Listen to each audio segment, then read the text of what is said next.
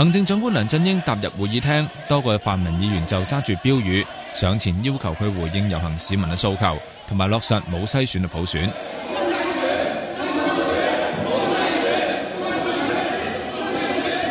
暫停會議。喺會議暫停期間，議員黃毓民爬上議員席嘅台上邊，先向梁振英掟文件。同一時間，人民力量議員陳偉業就向梁振英掟紙星星。黃毓民攞咗議員席嘅玻璃杯掟咗出去，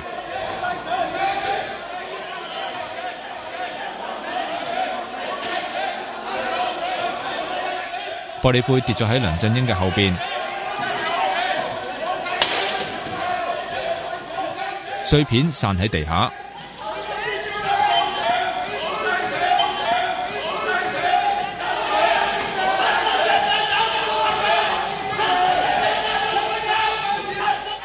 保安員將黃毓民同人民力量嘅陳偉業同陳志全拉離開會議廳。20幾位泛民議員喺會議廳嘅出入口叫口號。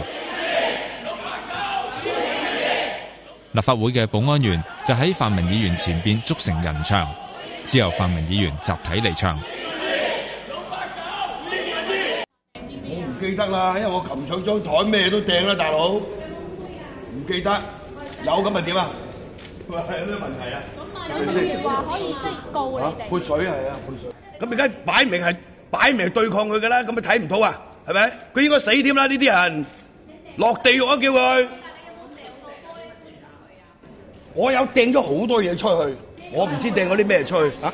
告我，隨時告我都得㗎。隨次我喺立法會話要即係唔係掟雞蛋掟汽油彈咁啊？林鄭月娥夠話要追究啦，咁點解唔拉我咧？簡單啫嘛。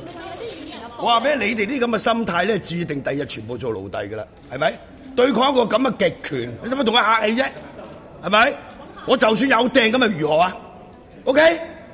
黃毓民話梁振英只係得689票當選特首，掟嘢嘅目的就係羞辱佢，認為佢冇資格管治香港。